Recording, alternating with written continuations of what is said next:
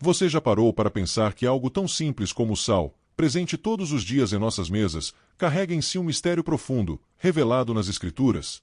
Muitas pessoas veem o sal apenas como tempero, mas na Bíblia ele é muito mais do que isso. Ele é símbolo de pureza, instrumento de pacto eterno, ferramenta de juízo divino, e até uma arma espiritual poderosa para proteção contra o mal. Neste vídeo, vamos mergulhar fundo nos segredos do sal na Palavra de Deus. Você vai descobrir que esses pequenos grãos brancos carregam significados espirituais tão profundos que, ao final, você nunca mais verá o sal da mesma forma. Prepare-se para uma jornada reveladora que vai desde os rituais sagrados dos tempos antigos até a maneira como você pode usar o sal hoje para fortalecer sua fé e proteger sua vida espiritual. O sal na criação, um elemento com propósito divino. Tudo o que Deus criou tem um propósito. A água para dar vida, o sol para iluminar, o óleo para consagrar e o sal para preservar e purificar. O sal é um dos elementos mais antigos da criação. Desde o princípio, ele foi essencial para a sobrevivência da humanidade. Conserva alimentos, impede a corrupção e dá sabor ao que é insosso. Essa característica não é coincidência. Na linguagem espiritual, o sal representa aquilo que impede a degradação do mundo, assim como a fé impede a corrupção da alma. Antes mesmo de ser usado em rituais sagrados, o sal já carregava em si a função de manter a vida. Por isso, quando aparece na Bíblia, ele nunca é tratado como algo comum. Sempre que Deus permite que o sal seja mencionado, é porque há uma lição espiritual profunda a ser aprendida. Purificação com sal, o poder de restaurar o que foi corrompido. Um dos momentos mais marcantes envolvendo o sal na Bíblia está em 2 Reis 2, 19 e 22. O profeta Eliseu chega a uma cidade onde a água estava contaminada, tornando a terra improdutiva e a vida do povo miserável. Ele pede um jarro novo, coloca sal dentro dele e o lança na fonte, declarando: "Assim diz o Senhor, eu purifiquei estas águas, nunca mais causarão morte nem esterilidade." A partir daquele instante, as águas se tornaram saudáveis e a cidade voltou a prosperar. Isso nos ensina duas coisas poderosas. O sal pode ser instrumento de cura espiritual. Deus o usa para restaurar o que está quebrado. Quando colocado nas mãos certas, o comum se torna sobrenatural. Um simples punhado de sal, consagrado a Deus, foi capaz de mudar o destino de uma cidade inteira. Da mesma forma, quantas vezes nossa vida não se parece com aquelas águas contaminadas? Feridas emocionais, pecados ocultos, dores espirituais. Mas assim como o sal purificou a fonte, Deus pode purificar nossa alma e nos devolver a vida plena. O sal nas ofertas e sacrifícios, um símbolo de santidade. No livro de Levítico 2:13, Deus ordena: todas as ofertas de cereais deverão ser temperadas com sal. Não deixem de colocar sal na oferta, pois o sal é o símbolo da aliança de Deus. Isso significa que nenhuma oferta poderia ser apresentada sem sal. Por quê? Porque ele simbolizava a pureza necessária para estar diante do Senhor. Uma oferta sem sal era incompleta, sem o selo da santidade. Imagine a cena: sacerdotes preparando sacrifícios, espalhando sal sobre a carne e os grãos, antes mesmo de queimar o incenso ou oferecer o animal. Cada grão de sal dizia silenciosamente: esta aliança é incorruptível. Nada poderá quebrá-la.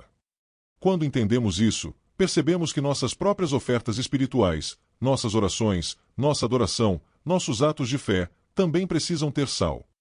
Ou seja, precisam ser feitas com integridade, preservando o compromisso real com Deus. Pactos de sal, alianças que nunca se rompem. Entre todos os simbolismos, talvez o mais poderoso seja o pacto de sal. Em Números 18:19, Deus faz uma promessa a Arão e seus descendentes. Esta é uma aliança de sal, perpétua diante do Senhor. Nos tempos bíblicos, quando duas pessoas queriam fazer um pacto inquebrável, compartilhavam sal. Era um gesto simples, mas carregado de significado. Assim como o sal preserva e nunca se corrompe, aquele acordo também não poderia ser desfeito.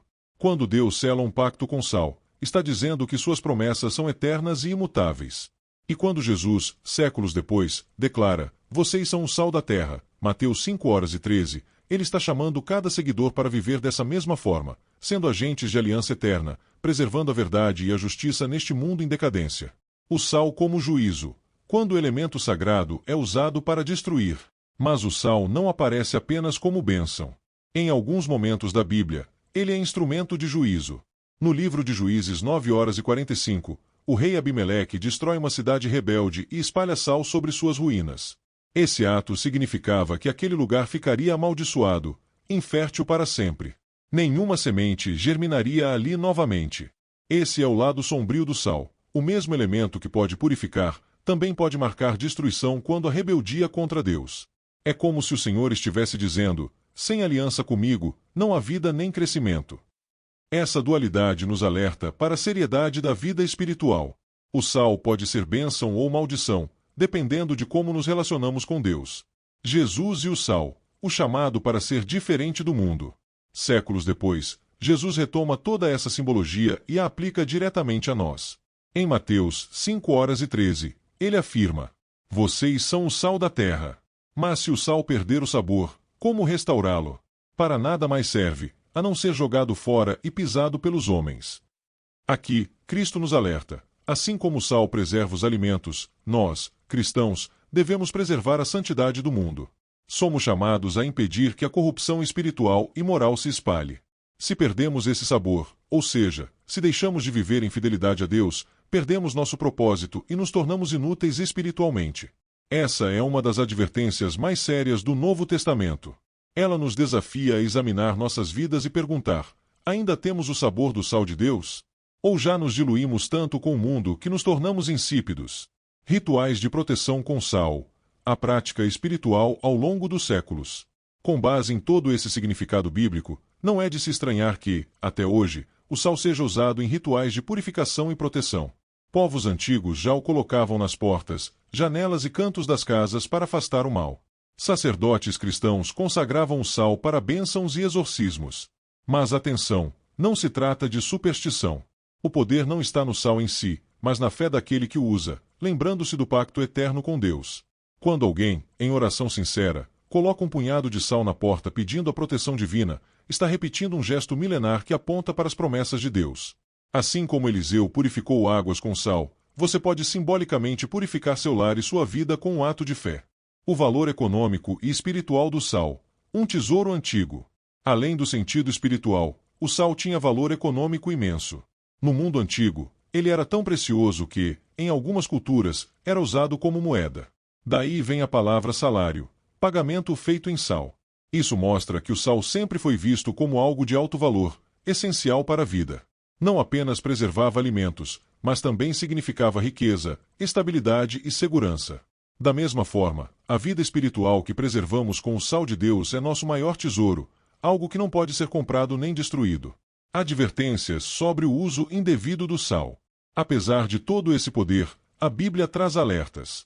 Em Lucas 14:34-35, Jesus diz: o sal é bom, mas se perder o sabor, não serve nem para a terra nem para o adubo, é jogado fora.